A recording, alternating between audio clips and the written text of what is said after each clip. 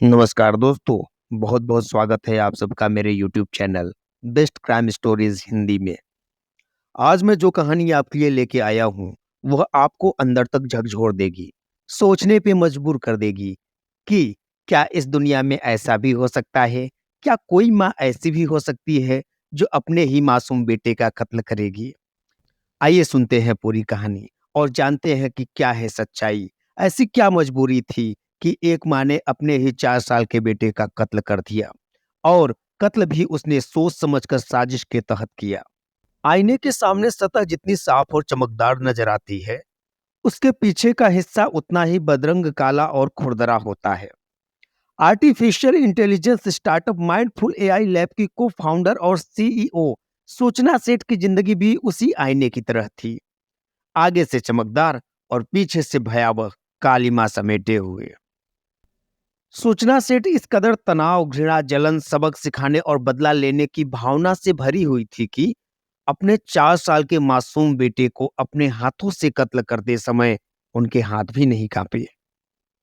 अपने बेटे के कत्ल की साजिश रचते हुए उसके भीतर की मां ने उसे एक बार भी नहीं झकझोरा। क्या एक उच्च दर्जे की पढ़ी लिखी औरत जो समाज को नेतृत्व देने की क्षमता रखती है, बदले की भावना में इतनी अंधी हो सकती है कि हत्या जैसा जघन्य कृत्य कर जाए, वह भी अपने ही बच्चे की। 39 साल की सूचना सेठ 6 जनवरी को गोवा के सोल बनियान ग्रैंड होटल में अपने 4 साल के बेटे के साथ आई थी। 8 जनवरी को जब उसने होटल से चेकआउट किया, तब उसका बेटा उसके साथ नहीं था। होटल के स्टाफ ने बेटे के बारे में पूछा तो सूचना सेठ ने कहा कि वह गोवा के फताडो में एक रिश्तेदार के घर पर है। उसने रिसेप्शनिस्ट से कहा कि वह उसके बेंगलुरु जाने के लिए कोई टैक्सी बुक करवा दे। रिसेप्शनिस्ट ने कहा कि मैडम टैक्सी महंगी पड़ेगी, आप फ्लाइट लेकर चली जाइए, वह सस्ती पड़ेगी। मगर सूचना सेठ ने बाई रोड जाने पर ही जोर दिया। उन्होंने कहा कि जाना मुझे है कि तुम्हें, मैं चाहे जैसे जाऊं तुमसे क्या मतलब। जितना कहा जा रहा है बस उतना करो और मेरे लिए एक टैक्सी बुक करो।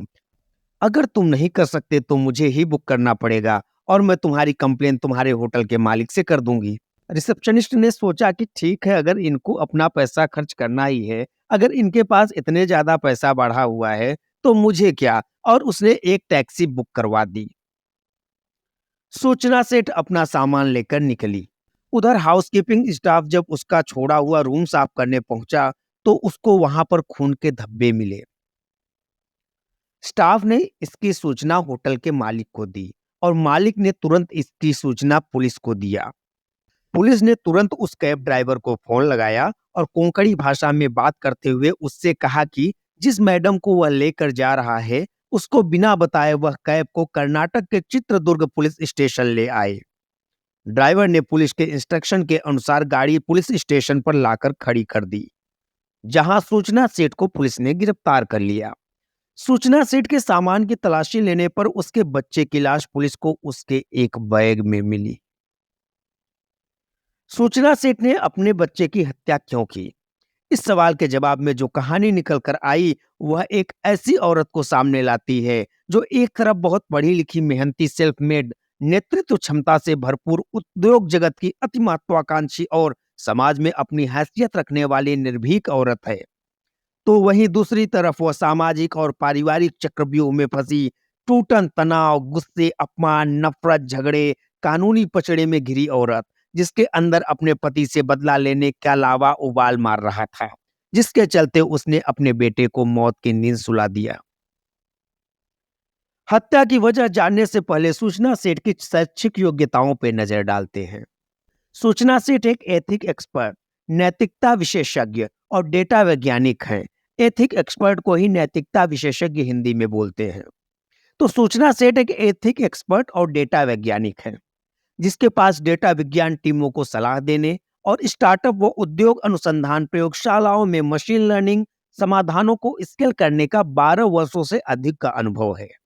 वह एआई एथिक्स सूची में 100 प्रतिभाशाली महिलाओं में से एक है। वह डेटा एंड सोसाइटी में मोजिला फेलो, हार्वर्ड यूनिवर्सिटी के बर्कमैन क्लेन सेंटर में फेलो और रमन रिसर्च इंस्टीट्यूट में रिसर्च फेलो रही है। और उसके पास प्राकृतिक भाषा मतलब नेचुरल लैंग्वेज में प्रसंस्करण में पेटेंट भी है। ऐसी प्रतिभाशाली लड़की की शादी वर्ष 2010 में वेंकट रमन से हुई, जो खुद एक एआई डेवलपर हैं। शादी के बाद दोनों में वैसी ही नोकझोंक चलती रही जैसी आमतौर पर भारतीय घरों में होती है। शादी के 9 साल बाद वर्ष 2019 में सूचना ने एक बेटे को जन्म दिया, मगर बेटे के जन्म के बाद से पति पत्नी में झगड़े काफी बढ़ गए। 2020 से सूचना और उसके पति के वेंकट रमन के बीच विवाद इतना बढ़ गया कि दोनों ने तलाक ले लिया। कोर्ट ने बच्चे की कस्टडी सूचना सेठ को दी और आदेश दिया कि वेंकट रमन अपने बच्चे से हर रविवार को मिल सकता है। मगर सूचना अपने पति वेंकट रमन से इतनी नफरत करने लगी थी कि वह नहीं चाहती थी कि वह अपने बेटे से मिलने आए और उसकी नजरों के सामने पड़े। इस नफरत ने उसकी बुद्धि को कुंद कर दिया और वह एक ऐसे जघन्य अपराध की तरफ बढ़ गई जिसको सुनकर एकदम मुंह से यही निकलता है, यह कैसी माँ है। न रहेगा बांस न बजेगी बांसुरी। इस कहावत को चरितार्थ करते हुए सूचना सेठ ने बच्चे को ही खत्म करने का भयावह प्लान बना डाला। उसने अपने बेटे को गोवा घुमाने का प्रलोभन दिया। 4 वर्ष का मासूम बालक घूमने की बात सुनकर खुश हो उठा। सूचना बेटे को साथ लेकर गोवा गई और वहां होटल के कमरे में उसका कत्ल करके लाश ठिकाने लगाने के उद्देश्य से बैग में भरकर टैक्सी से बंगलुरु के लिए रवाना हो गई। यह तो होटल स्टाफ की तेज तर्रारी काम आई और सूचना को बीच राह में ही पुलिस ने लाश के साथ दबोच लिया। यह आपराधिक घटना भारतीय समाज में विवाह संस्था में भर चुकी सड़ांध, मनुष्य के नैतिक पतन, मानवीय गुणों और सहनशीलता के ह्रास और महत्वाकांक्षाओं के टकराव को उजागर करती है। ऐसी तमाम कहानियां भारतीय समाज में बहुत तेजी से बढ़ रही हैं, जहां माँ बाप के बीच चल रहे झगड़े का खामियाजा उनके मासूम बच्चों को उठाना पड़ता है। माँ बाप की रोज रोज की लड़ाइयों का ही असर है कि उनके बच्चे उग्र स्वभाव के और आपराधिक गतिविधियों में लिप्त होते हैं। घर के सदस्यों के बीच तनाव बच्चे को शराब और ड्रग्स की तरफ इसी प्रकार का झगड़ा और इसी प्रकार का पारिवारिक विवाद ढकेल रहा है। पुलिस को जांच के दौरान गोवा के उस होटल से कफ सिरप की 2 खाली शीशियां मिली थी, जहां पर सूचना सेठ ने बेटी की हत्या कर दी थी। इससे पता चलता है कि उसने बच्चे को पहले दवा की भारी डोज दी। पुलिस ने यह कहा कि यह सुनियोजित हत्या है। पुलिस ने यह कहा कि यह प्लान्ड हत्या है, प्लान्ड मर्डर है, क्योंकि उसकी मानसिक स्थिति का पता लगाने के लिए उसका साइकोलॉजिकल टेस्ट किया गया। पोस्टमार्टम रिपोर्ट से पता चला है कि बच्चे की किसी चीज से दबाकर हत्या की गई है। पुलिस अधिकारियों का कहना है कि कपड़ा या तकिए से बच्चे को दबाया गया होगा। पुलिस ने कहा कि सर्विस अपार्टमेंट के कर्मचारियों से पूछताछ में पता चला कि महिला ने उनसे कफ सिरप की एक छोटी बोतल मंगाई थी। हो सकता है कि बड़ी बोतल वह अपने साथ ले गई हो। पुलिस ने कहा कि आरोपी महिला मतलब सूचना सेठ ने अपने बाएं हाथ को काटकर आत्महत्या करने की भी कोशिश की थी। मतलब सूचना सेठ ने पहले बच्चे को मारा और फिर खुद को भी मारना चाहती थी, लेकिन खुद को मारते वक्त वो डर गई। मतलब खुद की हत्या नहीं कर पाई, मगर अपने मासूम बेटे की हत्या कर दी। कैसी है यह माँ कि अपने मासूम बेटे की हत्या करते वक्त इसके हाथ भी नहीं कांपे। अरे माँ को तो भगवान से भी ऊंचा दर्जा दिया गया है। हम माँ को पहले पूछते हैं, भगवान को बाद में। इसने तो माँ के दर्जे को, माँ के पद को, माँ के स्थान को भी नीचे गिरा दिया। कलयुगी माँ जो ठहरी। आखिर कोई बदले की भावना में, नफरत की भावना में इस कदर गिर सकता है? यह हमें सोचने पर मजबूर कर देता है। पुलिस सूत्रों के अनुसार सूचना सेठ ने पूछताछ के दौरान हत्या की बात से इनकार किया। उसने यह कहा कि जब वह सोकर उठी तो बच्चे की मौत हो चुकी थी। अब पुलिस रिपोर्ट का इंतजार कर रही है, जो नियमित प्रोटोकॉल का हिस्सा है, जिसका पालन की किसी आरोपी की गिरफ्तारी के बाद किया जाता है। इस मामले को लेकर गोवा के मुख्यमंत्री प्रमोद सावंत ने कहा कि राज्य पुलिस मामले में गंभीरता से जांच कर रही है। सावंत ने कहा कि पुलिस अधीक्षक नितिन वल्सन के नेतृत्व में एक टीम मामले की तफ्तीश में जुटी है। आरोपी महिला से पूछताछ की जा रही है। पुलिस इस मामले के पूरे तह तक जाएगी। महिला का पति यानी बच्चे के पिता वेंकट रमन जकार्ता इंडोनेशिया में थे। मंगलवार की रात वह चित्रदुर्ग के हिरियरपुर पहुंचे और बेटे के शव को लेकर अंतिम संस्कार किया। मंगलवार की रात वह चित्रदुर्ग के हिरियूर पहुंचे और बेटे के शव को लेकर अंतिम संस्कार किया। सूचना सेठ ने हत्या के पहले कफ सिरप की 2 बोतलें मंगाई थी वो बोतलें वह इसलिए मंगाई थी कि कहीं गला दबाते समय, मर्डर करते समय बच्चा चीखे ना। सूचना का बेटा अब 4 साल का था, गला घोंटने की कोशिश पर चीख सकता था। इसलिए उसने यह सोची-समझी साजिश के तहत कफ सिरप की व्यवस्था की थी।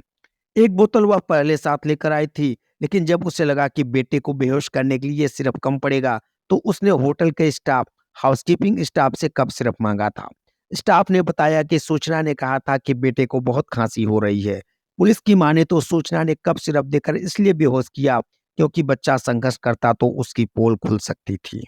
सूचना सेठ खुद को बचाने की कोशिश कर रही है। उसको मौत का पछतावा है या नहीं, ये तो हम नहीं कह सकते। उसका अभी भी कहना है कि जब उसकी नींद खुली तो बच्चा मर चुका था। हालाँकि पुलिस को उसकी कहानी पर भरोसा नहीं है, क्योंकि पोस्टमार्टम रिपोर्ट और घटनास्थल के हालात गवाही दे रहे हैं कि बच्चे की हत्या की गई थी। गला घोंटकर हत्या के पहले उसको बेहोश किया गया था।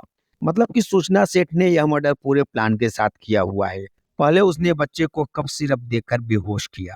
जब बच्चा पूरी तरीके से बेहोश हो गया, तो उसने बच्चे की तकिए से गला दबाकर हत्या कर दी। बच्चा तड़पता रहा, तड़पता रहा, तड़पता रहा। आखिरकार उसने दम तोड़ दिया और तब जाके सूचना सेठ के दिल को तसल्ली मिली। सूचना सेठ को शायद थोड़ी देर बाद होश आया।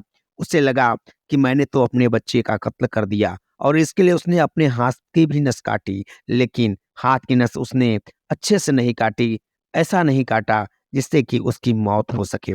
बेटे की हत्या करते वक़्त तो उसके हाथ नहीं काँपे, लेकिन खुद की जब बारी आई, जब खुद की हत्या की बात आई, तो उसके हाथ काँप गए, उसका दिल बैठ गया, उसकी हिम्मत जवाब दे गई। ऐसी माँ को केवल कलंक की, कलयुग की कुमाता ही कह सकते हैं। इसी के साथ मैं अपनी कहानी को विराम देता हूँ। धन्यवाद।